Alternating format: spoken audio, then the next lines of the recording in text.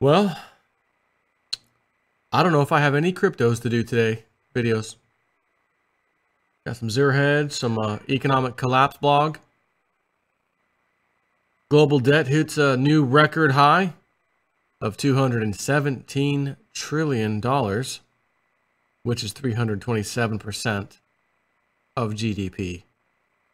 By the way, 100% is usually past the point of no return. It's 327%. Probably going to end really well. Zero Hedge first.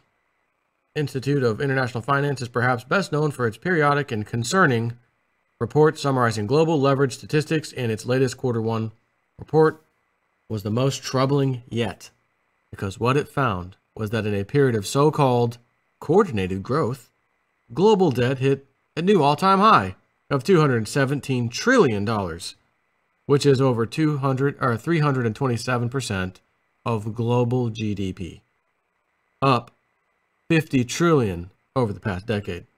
So much for Ray Dalio's beautiful deleveraging. Oh, and for those economists who are still confused why R-star remains near 0%. So the chart below has the answer. Doesn't really matter. Not surprisingly, China continues to be the biggest source of global debt growth, with the country's total debt load now surpassing 300% by itself. While much of the debt issuance at the financial sector level has moderated in recent years, supplanted by outside money created by central banks, debt in the non-financial sector has continued to grow, and as of Q1 2017 hit an all-time high of 242% of GDP. When it comes to debt, right, and this is simple. Debt is debt. Doesn't matter if it's government, worldwide, governments combined, local government, state government, Illinois, bankrupt Illinois and bankrupt Puerto Rico. It doesn't matter. Does not matter. Or even you yourself. Is a higher debt ratio good for you?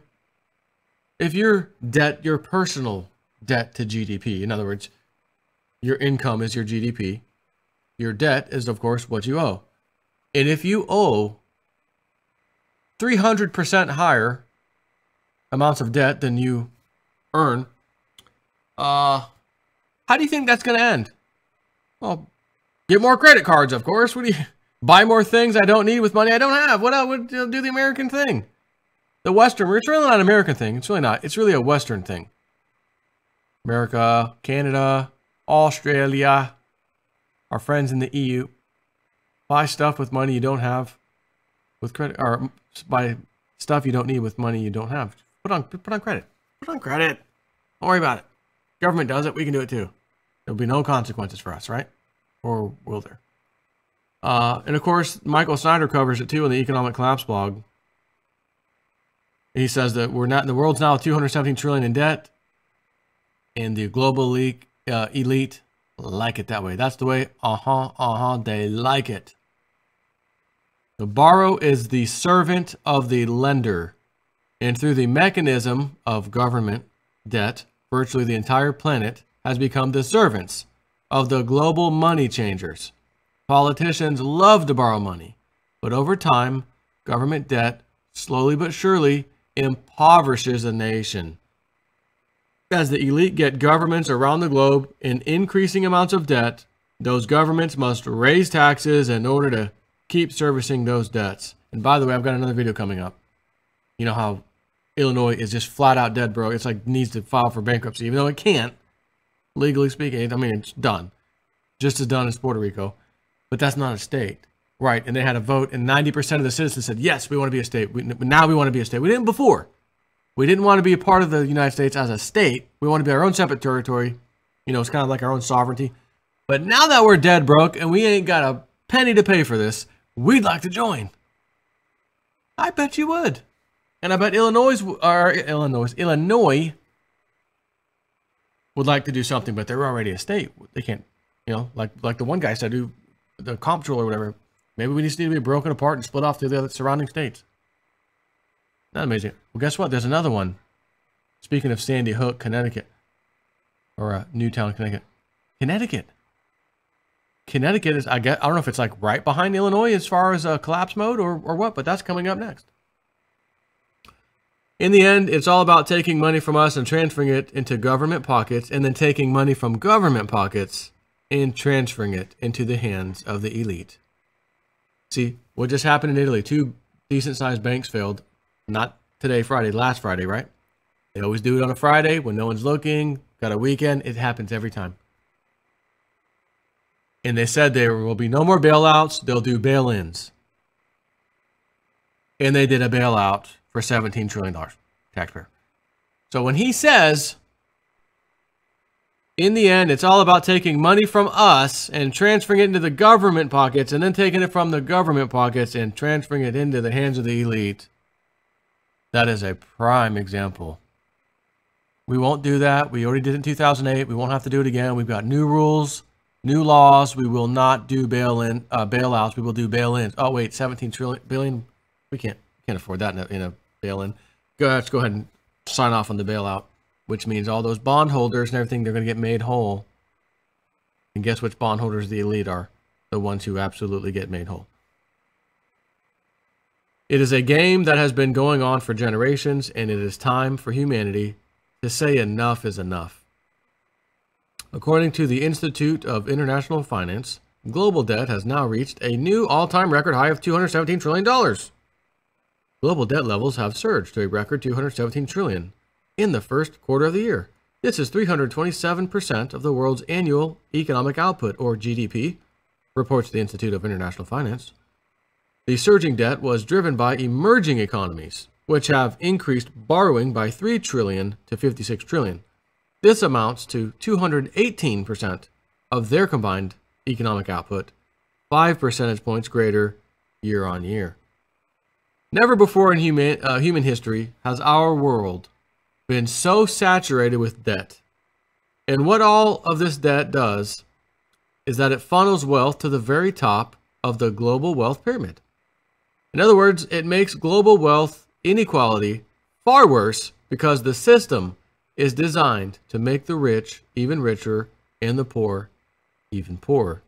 Unless you're a Jason 4 subscriber and you've been following his calls on these cryptos, doing what he be doing, and you made yourself some money. I've been getting a lot of love emails. Jason, man, I feel you.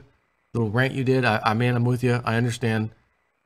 These people, they don't get it. They think that it's a welfare state. You know, it's like they're on welfare and you're about to take their welfare away and they're holding you responsible. And I'm like, I didn't reply, but you're making sense. Yeah, thanks for the comments. You know, I appreciate it. But anyways, so you know, again, the rich are getting richer and the poor are getting poorer. But I found a way to help people make a bunch of money playing these cryptocurrencies, and had to blast some people yesterday because they've taken it a little bit too far with the hate comments. I had to get on them. But for everybody else, keep doing what we're doing. Cryptos are going to be life-changing. Just don't hold on to them for too long, right? We don't want to hold on forever. You got a massive profit, take the massive profit, right? Never be scared to take a profit. Every year, the gap between the wealthy and poor grows. And it has gotten to the point that 8 men have as much wealth as the poorest 3.6 billion people on this planet combined. 8 men have as much wealth as the poorest half of the world's population. Let that one sink in. This did not happen by accident. Sadly, most people don't even understand that this is literally what our system was designed to do. Today, more than 99% of the population of the planet lives in a country that has a central bank. And debt-based central banking is designed to get national governments trapped in endless debt spirals from which they can never possibly escape. For example, just consider our own Federal Reserve. During the 4 decades before the Federal Reserve was created, our country enjoyed the best period of economic growth in United States history. But since the Fed was established in 1913 and the income tax law was passed in 1916, Why did we need taxes all of a sudden after the central bank came around? Because the central bank prints money with interest attached, and we have to borrow it into existence. We have to create bonds of equal amounts to then sell off to people like the elite. They buy them up, and they want their money, and they want it now. Pay me interest. We didn't print the interest. We only printed the principal, but interest was attached. So how do we pay it? Federal Reserve, I need you to print some more money. We got to borrow that new money into existence, and it also has interest to help pay back the first part of the interest. Well, now the second and first one have interest. How do we pay this? You don't. You keep borrowing. You keep borrowing, and you never have enough money to pay it off. That's how this works. So, but since the Fed was established in 1913, the value of the U.S. So 1916 income tax. Guess who's helping pay that? The interest. That's where the most of the money. Ronald Reagan did a study. Had people do a study when he was president. Most all of the money from income tax goes to paying on that national debt, just the interest payment. You literally don't need to take out money from your. They don't need to take it from my income tax. We do not need an income tax. It's going to pay the debt. That's it. Why don't we just print money into existence instead of borrowing it like Abraham Lincoln did to win the war? Well, that's right. He was going to continue doing that after the war. And some wacko blew his head off. And there went the greenback story. Gone. Central bank coming to a country near you soon. Borrowing money into existence. Ain't going to be no printing greenbacks for free. Money ain't for nothing. And the greenbacks for free. I want my greenbacks. Where was I? But since the Fed was established in 1913, the value of the US dollar has been falling by approximately 98%, and the size, or it has fallen by 98%, and the size of our national debt has gotten more than 5,000 times larger. It is not an accident that we are $20 trillion in debt. The truth is that the debt-based Federal Reserve is doing exactly what it was originally designed to do. And no matter what politicians will tell you, we will never have a permanent solution to our debt problem until we get rid of the Federal Reserve and in its system, right? You don't want a new Federal Reserve or new central bank with the same system. The whole system has to go. In 2017, interest on the national debt will be nearly $500 billion. Just again, the payment, your income tax, mine, going to pay these people, going to pay these elite for holding on to those bonds. Who do you think owns the most of them? The big banks and the elite. That means that close to $500 billion of our tax dollars will go out the door before our government spends a single penny on the military, on roads, on healthcare, or on anything else. And with $500 billion, if we could get that back every year, we literally all could have free healthcare. No problem. And we continue to pile up debt at a rate of more than $100 million per hour. According to the Congressional Budget Office, or CBO, the federal government will add more than $1 trillion to the national debt once again in 2018. Unless current laws are changed, federal individual income tax collections will increase by 9.5% in fiscal 2018, which begins on October 1st, according to data released today by the Congressional Budget Office. At the same time, however, the federal debt will increase by more than $1 trillion. So what is that now? What is this? Unless current laws are changed, federal individual income tax collections will increase by 9.5%. And why is that exactly? Where did this slip by me and I didn't catch this? We shouldn't be doing this, but we just can't seem to stop. Let me try to put this into perspective. If you could somehow borrow $1 million today and obligate your children to pay it off for you, would you do it? Maybe if you really hate your children, you would. But most loving parents would never do such a thing. But that is precisely what we are doing on a national level. Thomas Jefferson was strongly against government debt because he believed that it was a way for one generation to steal from another. And he actually wished that he could have added another amendment to the Constitution which would have banned government borrowing. Quote, I wish it were possible to obtain a single amendment to our Constitution. I would be willing to depend on that alone for the reduction of the administration of our government to the genuine principles of its Constitution. I mean, an additional article taking from the government the power of borrowing.